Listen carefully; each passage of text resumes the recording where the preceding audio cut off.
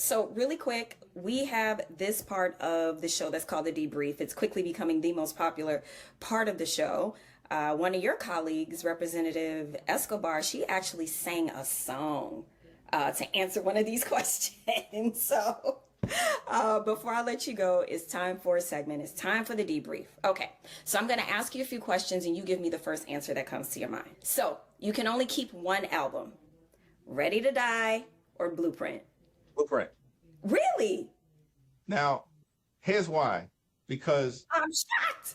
well, here's why. Blueprint was part of a moment that also involved this iconic back and forth between two New York titans. In fact, two global hip hop titans. Blueprint, Jay-Z, Stillmatic, Nas, and of course, this back and forth between them that was one of probably the most iconic rap battles in American history. And Blueprint in and of itself was it was an amazing album outside of Takeover, which of course prompted Nas's response. Ether. And that's why tough call. Could only choose one album. I think for those reasons, I'd go with Blueprint. I like that argument. And of course, that is a well-reasoned argument from a lawyer. All right. So you kind of already answered number two. So build your Mount Rushmore of Brooklyn hip hop. Who makes the cut? So, well, definitely Biggie, right? At the top. Yep. Of course, Jay-Z. I think I would go with Little Kim. Yes. And Big Daddy Kane. Oh, wow. Okay. That was a hard one. Okay, I don't disagree. I might. Wait, I think I got. Where you at on number 4?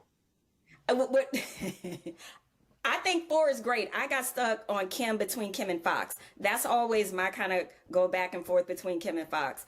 But I think that's a good that's a great Mount Rushmore. We'll see what the people have to say about that. It's a good back and forth. Little Kim and Foxy Brown. I agree entirely. Could tell I'm into this conversation.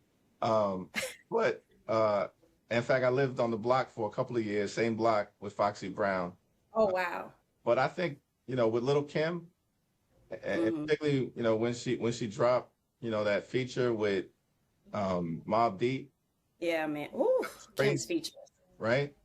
Yeah, and her everybody features. right, her feature was crazy. But everybody was saying, nah, Little Kim ain't writing her stuff. It's Biggie. Little Kim was writing her stuff. There was probably some collaboration.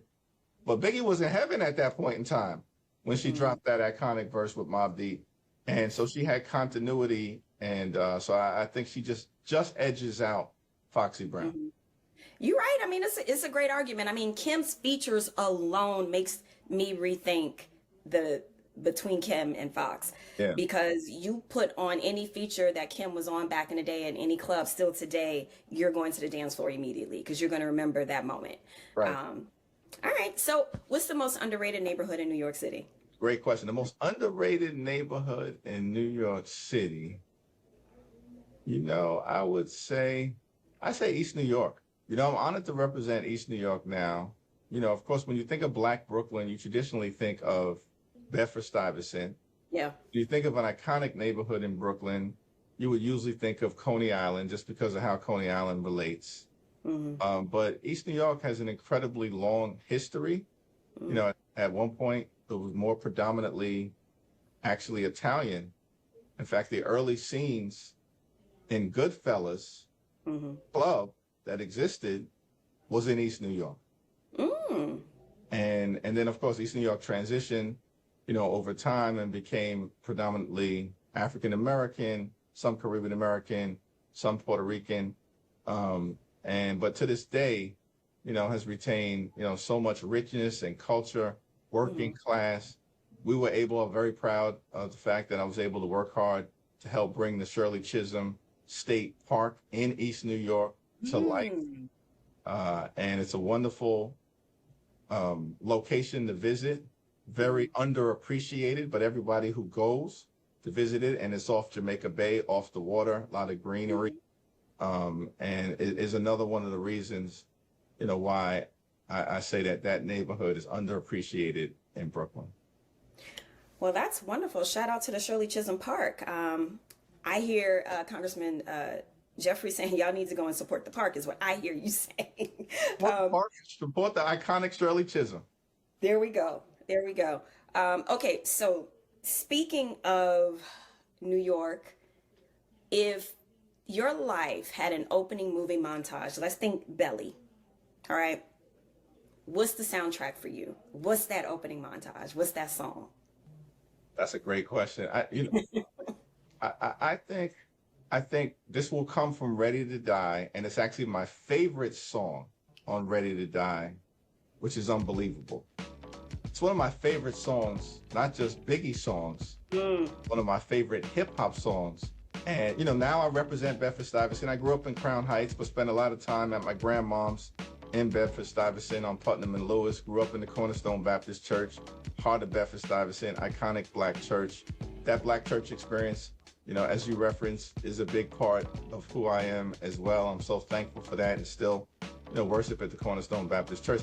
But that song, both the title, Unbelievable, right? I mean, the fact that we were all able to come from what we came from, working class background during the heart of the crack cocaine epidemic, eventually be able to practice law, go into public service, serve our community. And the way that song starts is so hard. Live from Bedford-Stuyvesant, the livest one, representing BK to the fullest. That's you.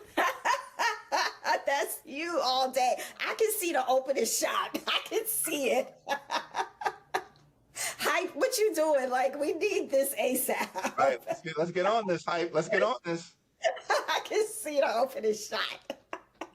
All right, so last question. We've talked about Brooklyn, Biggie, foreign policy, and leadership. If 12-year-old Hakeem Jeffries could see you today, what do you think he'd say? He would be happy, one, that I was able to live long enough to see the New York Knicks win a championship. Knicks. As a Saints fan, yeah. I get it. I'm throwing some names out there that the 12-year-old Hakeem Jeffries was watching, Rory Sparrow and Marvin Webster and Louis Orr and others, may rest in peace. This was the Knicks that I was growing up on before Patrick Ewing was drafted, and then we had a period of some close calls.